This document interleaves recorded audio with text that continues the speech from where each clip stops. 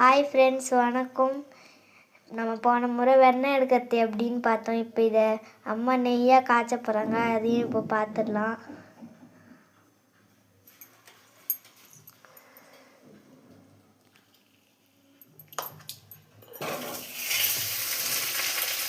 பாருங்க,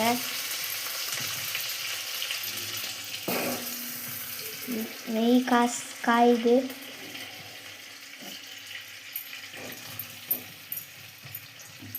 ஐஸ்கிரீம் வருகுதுல்ல, பார்க்கறதுக்கு எப்படி இருக்கு? ஐஸ்கிரீம் மாதிரி இருக்கு.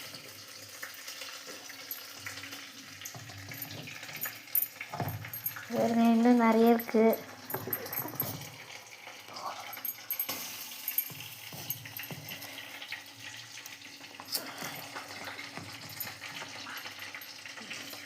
இப்போ நம்ம மொத்தத்தையும் எடுத்துட்டு காமிக்கலாம்.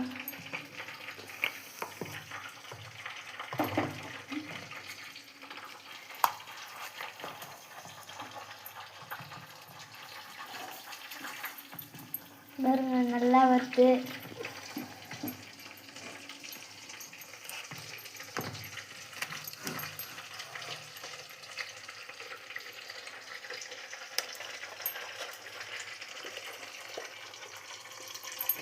நெய் ரெடி ஆயிடுச்சிங்க, இப்போ காய்ச்சி ஆச்சுங்க. பாருங்க, முருங்கைக்கீரை போட்டிங்களாம்மா? முருங்கைக்கீரை போட்டிங்களா? முருங்கீரை போடலங்க. இப்போ முருங்கீரை போட்டோன்னையும் நல்லா இன்னும் கம்ம கம்மன்னு வரும் வாசனை. இப்போ அது நெய் வாசனைக்காக அந்த முருங்கீரை போடுறோங்க. அப்புறமா அது ஒட்டாது, கட்டாதுங்க.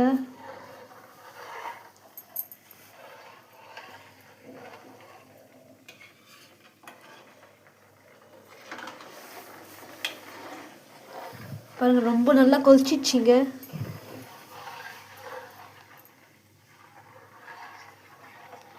முருங்கீரை போட்டால் கெடாமல் இருக்கணும், ரொம்ப நாள் வச்சுக்கலாம். பாருங்க, அதுக்காக தாங்க முருங்கீரை போடுறோம், கெடாமல் நல்லா இருக்குங்க. ஒரு கொத்துங்க முருங்கீரை நல்லா இருக்குங்க. இப்போ போட போகிறாங்க.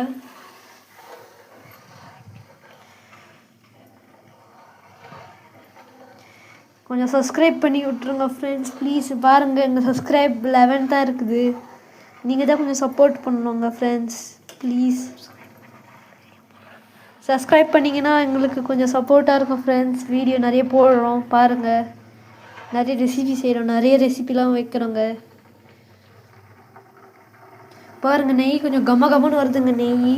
நீங்கள் எங்கள் ட்ரிக்கில் யூஸ் பண்ணுங்கள், ஒரு 5 நிமிஷத்தில் செஞ்சிடலாம்.